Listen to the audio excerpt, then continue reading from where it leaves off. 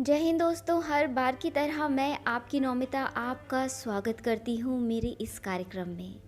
आज की मेरी यादों की संदूक, जिसे आप सब प्यार से कुछ भीगे पन्ने फ्रॉम यादों की किताब कहते हैं, इस संदूक से जो कहानी निकल कर आ रही है उस कहानी का नाम है तोता।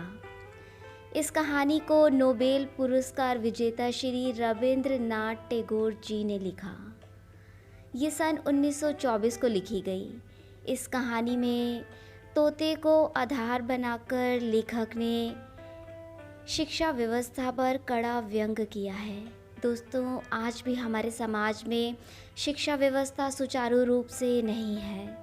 सिर्फ किताबी ज्ञान पर जोर दिया जाता है, फिर चाहे वो हमें समझ आ रही है या नहीं। तोते के माध्यम से लेखक ने बाल मन को उजागर किया है। एक था तोता, वह बड़ा मूर्ख था। गाता तो था पर शास्त्र नहीं पढ़ता था।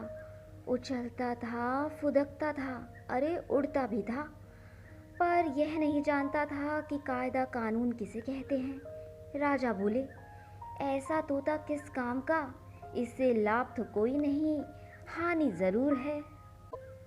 जिससे राजा मंडी के फल बाजार में टोटा पड़ जाता है।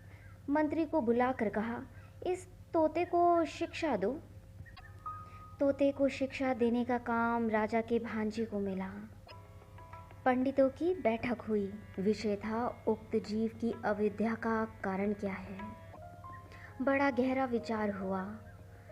सिद्धांत ठहरा, तोता अपना घोंसला साधारण खरपात से बनाता है। अरे ऐसे आवाज़ में विद्या नहीं आती। इसलिए सबसे पहले इस बात की ज़रूरत है कि इसके लिए कोई बढ़िया सा पिंजरा बना दिया जाए। राज पंडितों को दक्षिणा मिली और वे प्रसन्न होकर अपने अपने घर चले गए। सुनार को बुलाया गया, वह सोने का पिंजरा तैयार करने में जुट गया। पिंजरा ऐसा अनोखा बना कि उसे देखने के लिए देश विदेश के लोग टूट पड़े। कोई कहता, अरे भाई शिक्षा की तो इति हो गई। कोई कहता, शिक्षा ना भी हो तो क्या, पिंजरा तो बना। अरे तोते का भी क्या नसीब है, तोते की तो किस्मत खुल गई। अरे वाह। सुनार को थैलियाँ भर भर इनाम मिला। वह उसी समय अपने घर की ओर रवाना हो गया। पंडित जी तोते को विद्या पढ़ाने बैठे। नस लेकर बोले, यह काम थोड़ी पोथियों का नहीं। राजा के भांजे ने सुना।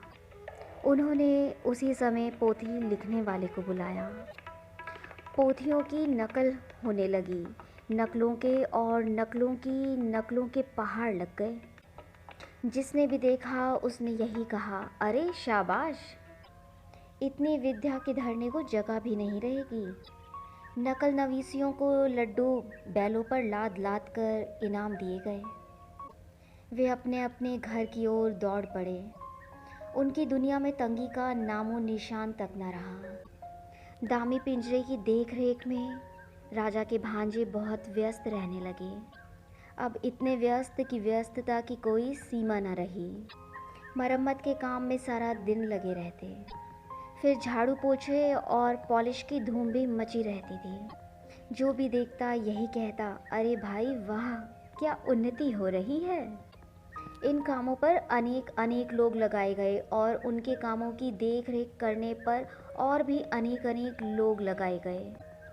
सब महीनों महीनों मोटे मोटे वेतन लेकर बड़े बड़े संदूक भरने लगे। वे और उनके चचेरे ममेरे मौसेरे भाई बंद बड़े प्रसन्न हुए और बड़े बड़े कोठों बाल खानों में मोटे मोटे गद्दे बिछाकर बैठ गए। संसार में और अभाव तो अनेक हैं, पर निंदकों की कोई कमी नहीं है। एक ढूंढो तो हजार मिलते हैं। वे बोले, पिंजरे की तो उन्नति हो रही है, पर तोते की खोज खबर लेने वाला कोई नहीं है। बात राजा के कानों में पड़ी। उन्होंने भांजे को बुलाया और कहा, क्यों, ये कैसी बात सुनाई पड़ रही है। भांजे ने कहा, महाराज, अगर सच में आप सच सच बात सुनना चाहते हैं तो सुनारों को बुलाइए, पंडितों को बुलाइए, नकल नवीसियों को बुलाइए, मरम्मत करने वाले को बुलाइए और मरम्मत की देखभाल करने वाले को बुलाइए। अरे महाराज, निंदकों को हलवे हवाड़े में हिस्सा नहीं मिलता, इसलिए वे ऐसी ओछी बात करते हैं। जवाब सुनकर राजा ने पूरे मामले को भली भांति और साफ साफ तौर से समझ लिया। भांजे के गले में तत्काल सोने का हार पहनाया गया। राजा का मन हुआ कि एक बार चलकर अपनी आंखों से देखे कि शिक्षा कैसे धूम धड़ाके से और कैसी बकटूट तेजी से चल रही है। सो एक दिन वह अपने मंत्रियों के साथ आप ही शिक्षाशाला में आ धमके। उनके पहुंचते ही ड्योरी के पास शंख, घड़ियाल, ढोल, तासे, खुर्दक, नगाड़े, तुरोहियाँ, बांसुरियाँ, करताल, मृदंग आदि आदि आप ही बज उठे। पंडित गले फाड़ फाड़ कर और बूटियाँ फाड़ फाड़ कर मंत्र पढ़ने लगे। मिस्त्री, मजदूर, सुनार, नकल नवीस, देखभाल करने वाले और उन सभी के ममेरे, फुफेरे, चचेरे, मौसेरे भाई जय जयकार करने लगे। भांजा बोला, महाराज देख रहे हैं ना?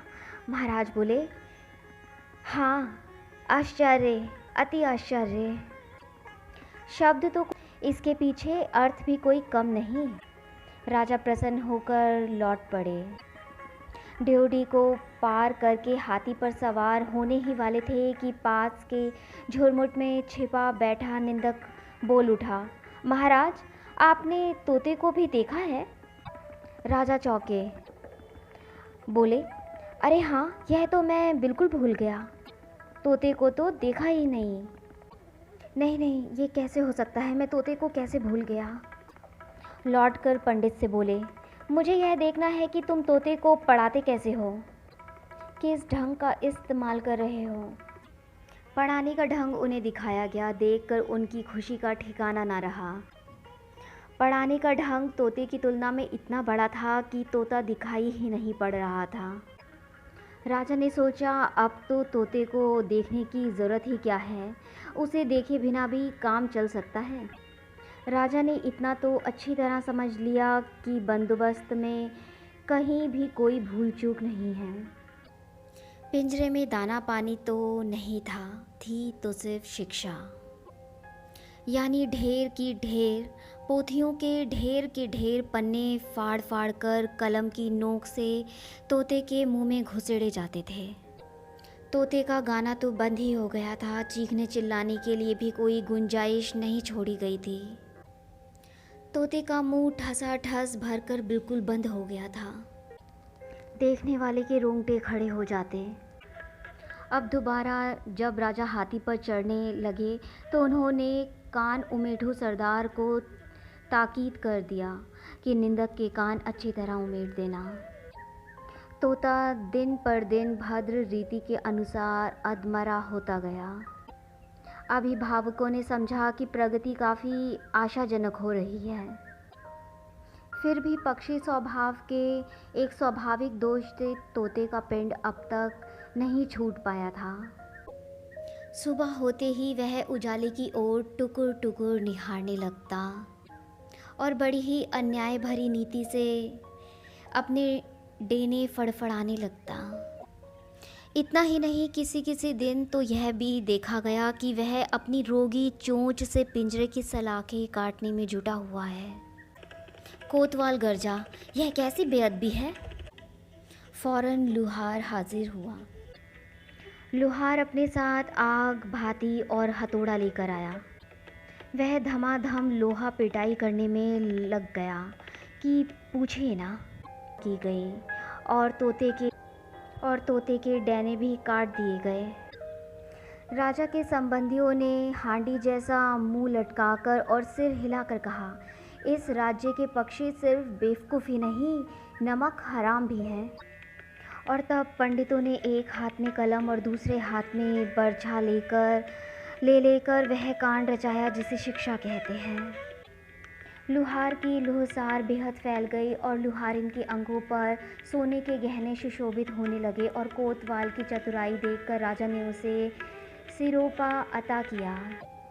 तोता मर गया, कब मरा इसका निश्चय कोई नहीं कर सकता।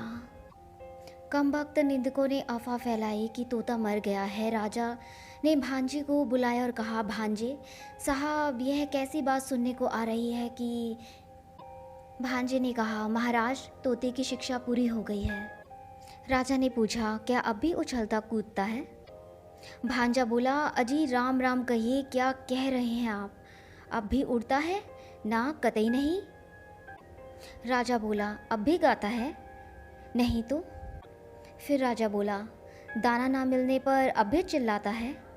भांजे ने कहा, नहीं महाराज। राजा ने कहा, एक बार तोते को लाना तो सही, देखूंगा ज़रा। तोता लाया गया। साथ में कोतवाल आए, प्यादे आए, घुड़सवार आए। राजा ने तोते को चुटकी से दबाया। तोते ने ना हाँ की ना हूँ की। हाँ, उसके पेट में पोथियों के सूखे पत्ते खड़खड़ाने ज़रूर लगे। बाहर नव वसंत की दक्षिण बयार में नव पल्लवों ने अपने निश्वासों से मुखलित वन के आकाश को आकुल कर दिया।